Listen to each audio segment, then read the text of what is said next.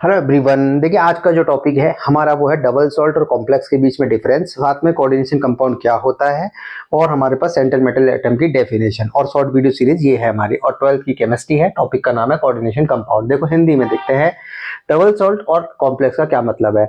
Double salt का मतलब होता है कि दो सॉल्ट उनके स्टोइकोमेट्रिक रेशियो में कंबाइन होकर बनते हैं। जैसे कि यहाँ पे देखें FeSO4 डॉट में NH42 का और डॉट 6H2 इसको बोला जाता है मोर सॉल्ट।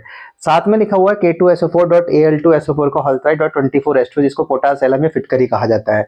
तो इस तरह के जो सॉल्ट होते हैं उसे डबल सॉल्ट बोला जाता है। मतलब उसमें दो सॉल्ट होंगे और साथ में उनका स्टोइकोमेट्रिक रेशियो में कंबाइन करा जाएगा, उसे हम डबल सॉल्ट कहते हैं। दूसरी तरफ लिखा हुआ है कॉम्प्लेक्स। कॉम्प्लेक्स के लिए हमें समझना होगा कोऑर्डिनेशन कंपाउंड। देखो कोऑर्डिनेशन कंपाउंड का एग्जांपल लिखा हुआ है जिसमें लिखा हुआ है K4 ब्रैकेट के अंदर FeCN6 ब्रैकेट 1। जो ब्रैकेट के अंदर लिखा जाता है उसे ही बोला जाता है कॉम्प्लेक्स, जिसके अंदर सेंट्रल मेटल एटम और लिगेंड साथ में होते हैं। जिस तरह के जो वो कंपाउंड होता है उसे हम कॉम्प्लेक्स बोलते हैं। तो कॉम्प्लेक्स में क्या क्या होता है, सेंट्रल मेटल एटम और लिगेंड और वो ब्रैकेट के अंदर लिखा जाता है।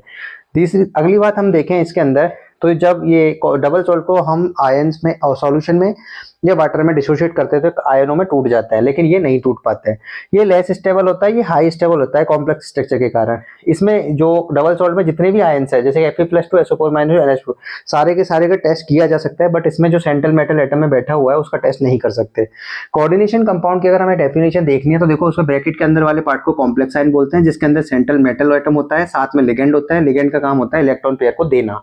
चूंकि सेंट्रल मेटल एटम इलेक्ट्रॉन को लेता है इसलिए वो लुईस एसिड की तरह काम करता है, और वो देता है इसलिए लुईस बेस की तरह काम करता है, लुईस क्षार की तरह काम करता है। बाहर जो लिखा होता है उसे काउंटर आयन प्रति आयन बोला जाता है। तो हमने डेफिनेशन लिख दी, compound containing complex with counter ion is called coordination compound. Hindi में भी लिख दिया उसको। सेंट्रल मेटल एटम का मतलब होता है जो सेंटर में बैठा होता है, इलेक्ट्रॉन को एक्सेप्ट करता है लिगेंड से, साथ में ट्रांजिएंट एलिमेंट होते हैं, मतलब डी ब्लॉक के एलिमेंट्स होते हैं, उसे सेंट्रल मेटल एटम कहा जाता है। इस तरह से हमने इसको पढ़ लिया है। Thank you.